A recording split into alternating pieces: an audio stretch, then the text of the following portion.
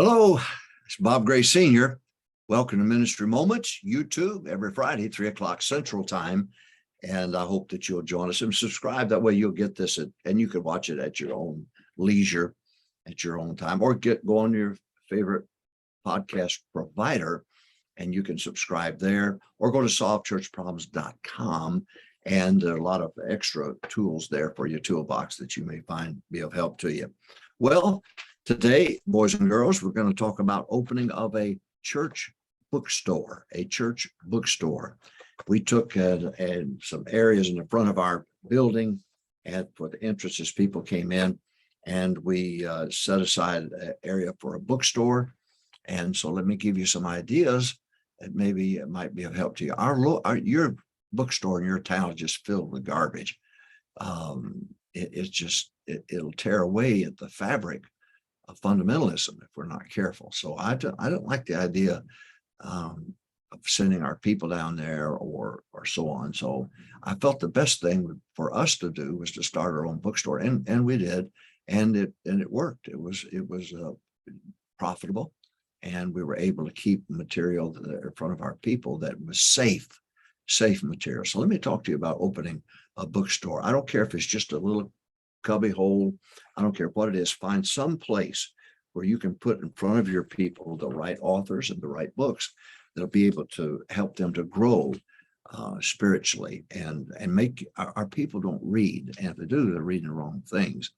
I've written 36 books, and books that are just, they're solid books, but foundationally true, biblically right, and independent, fundamental, premillennial, temperamental, King James only.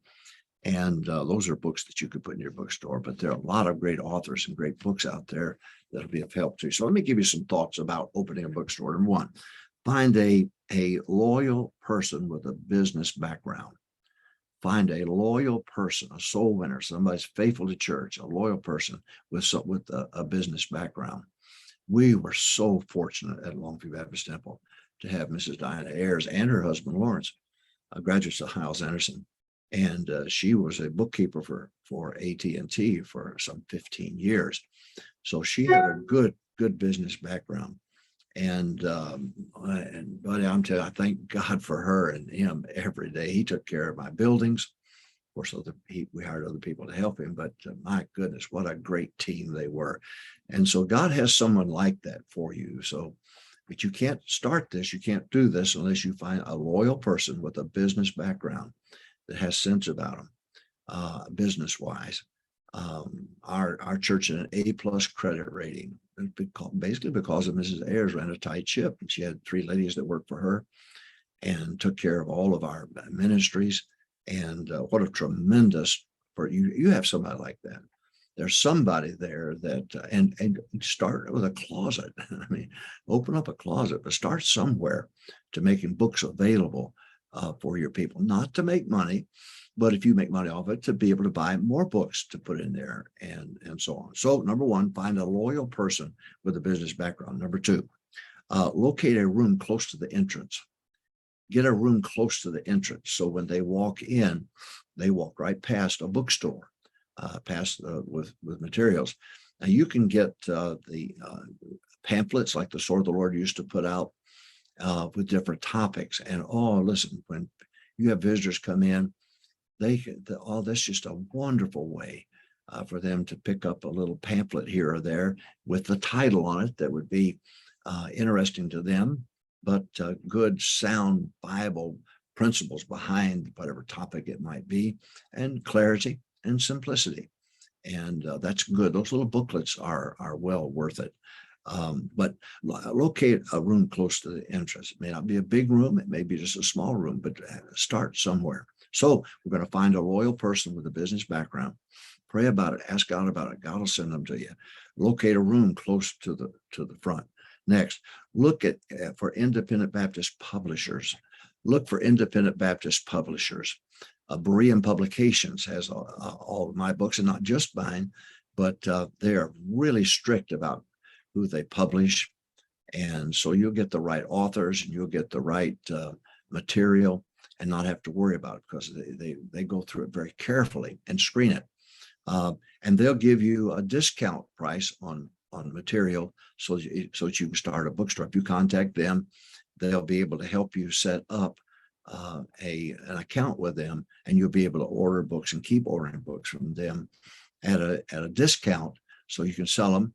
Now, again, we're not trying to make money here, but if you make enough money, you can buy more books and newer books. They're constantly, authors are writing in independent Baptist circles. Great books. So I said, number one, find a loyal person with a business background. Pray and ask God for that person. There is somebody. Number two, locate a room close to the entrance. It doesn't have to be a giant room or a big room, but make room for there to be a place where people can wander in. If they come a little bit early, they can walk in there. And I suggest having those pamphlets, a rack of those pamphlets. Oh, it's just a great idea to help them to understand the Bible concept, the Bible foundation and principle for the things that abortion. It'd be wonderful if you had that's the issue. That was the voting issue of the midterms here for the Democrats. And boy, they rode that horse wrong way. It's just pure murder as far as I'm concerned. But they need information, Bible information, to help people to be swayed to understand what God is saying about it. So number one, find a loyal person with a business background. Pray them down. Number two, locate a room close to the entrance. Number three, look for independent Baptist publishers and check carefully their authors. Number four, do not promote evangelicals. I was never so disappointed to pick up a book by a leading independent Baptist and name drop evangelicals in that book. And I said, oh my goodness, this is not good. And then I visited a prominent independent Baptist church, and I was chagrined to walk into their bookstore and see all the people that they have in there of evangelical stripe, of liberalism. In an independent Baptist church bookstore. It's just not right. And by the way, you need to be careful about these lady authors that are out there too, and you better sit down and read some of these books and figure out where these people are coming from, because they are slipping into our homes. Those books are, and ladies are reading them, and then they begin to mimic what they've read. And it's just sad. It's just sad. I think that's the biggest danger we have right now. But do not promote evangelicals. Number five, do not use authors who name drop popular evangelicals. Do not use authors who name drop popular evangelicals. What they're doing is they're putting a crack in the door.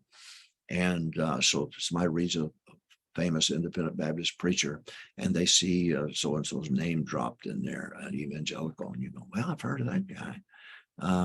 And then next thing, you go to a bookstore, you end up buying those books, and they're not us. They're just not us. And so many of the things we're doing, we're mimicking these giant evangelicals. I'd be very, very careful, very careful. And that's why the pastor, you've got to read. You've got to read these books. You've got to highlight. You've got to go through it to make sure that your people are not getting bad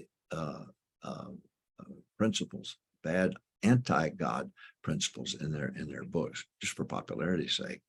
I don't care if they sold 1 million books at one. If it's not biblical, you're going to hurt yourself and hurt your people.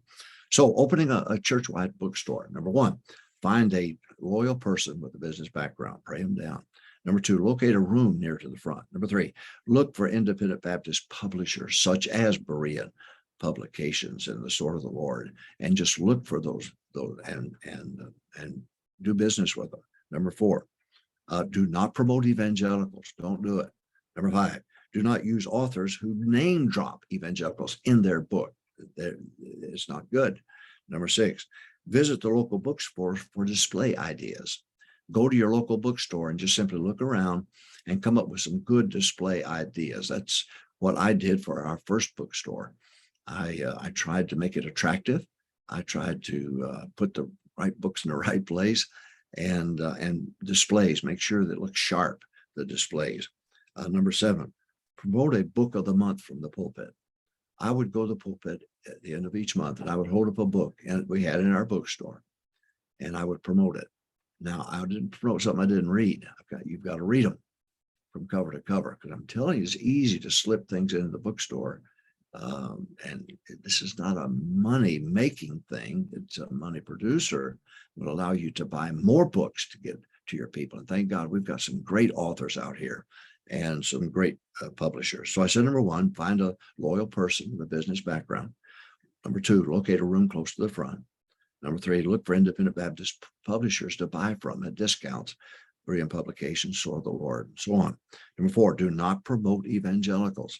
Do not do it. Do not do it. Run from these guys who, number five, name drop evangelicals. There's not, something's wrong. They're in the left turn lane with a turn signal on. They haven't turned left yet, but they will. Number six, visit the local bookstore for display ideas. I'll spit it out in a minute. Display ideas. Next, promote a book of the month from the pulpit.